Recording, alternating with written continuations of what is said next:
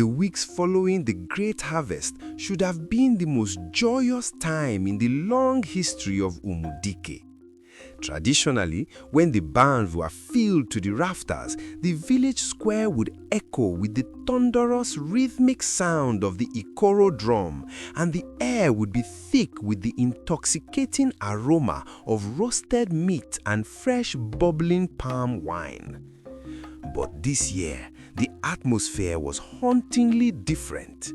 A strange, suffocating tension hung over the thatched roofs like a heavy blanket, and the sickly yellow mist that had appeared on the day of Okeke's meager offering did not lift with the morning sun.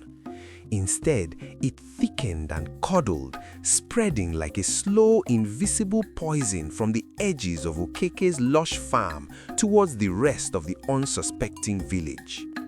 It started with the water, the most precious and sacred gift of the land. The village stream, which had flowed with crystal clear, cool water even during the harshest dry seasons of the past, began to recede with an alarming and unnatural speed. The water turned a murky, rust-colored brown, smelling of sulfur and stagnant death.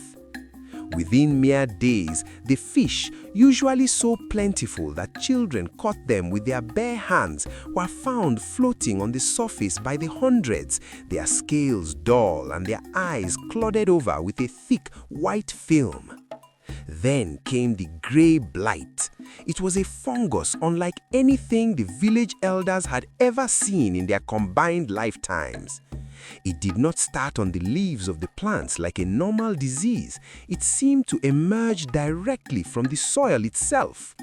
A fine ashen powder began to coat the earth, and wherever it touched, life seemed to vanish instantly. In the neighboring farms, the secondary crops, the beans, the peppers, and the purple garden eggs simply turned to a grey, putrid mush overnight.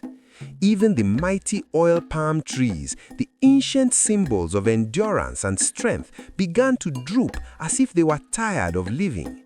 Their vibrant fronds turned a sickly, brittle yellow before snapping off in the wind like dry twigs. But the most terrifying aspect was the heat. It was not the honest, dry heat of the sun that men were used to, but a damp, heavy, and suffocating warmth that seemed to rise directly from the ground. It felt as though the earth itself was suffering from a deep internal fever, or perhaps a boiling rage that was being suppressed just beneath the surface. "The ancestors are breathing heavily through the soil," Maziobi whispered one morning to a group of terrified men gathered in the marketplace. He pointed his trembling, bony finger at the grey dust covering his feet. "The ground is refusing to swallow the sun, and the sky is refusing to give the rain. This is not a change in the weather that a farmer can understand. This is a closing of the divine doors. Someone has locked the gates of mercy against us." Hunger, a cruel and familiar guest that the village thought they had banished forever with the sight of Okeke's massive harvest, returned with a terrifying vengeance. Because the stream was foul and the minor crops were dead, the people turned in desperation to the food they had stored in their communal granaries from previous years. But the curse followed them even there. When a woman opened her basket of stored corn, she found only black soot and a stench of decay so powerful it made her gag. The food was rotting from the inside out, turning to useless ash before it could even reach a cooking pot. It was as if the gods were saying that if they could not have their promised portion, no one would eat. The only place in all of Umudike where food remained plentiful and untainted was behind the high, fortified walls of Okeke's compound. He had built his barns with the thickest, most expensive timber and secured them with heavy iron locks from the coast. As the village grew hungrier and the children's faces grew thinner until their eyes seemed too large for their heads, Okeke grew more paranoid and reclusive.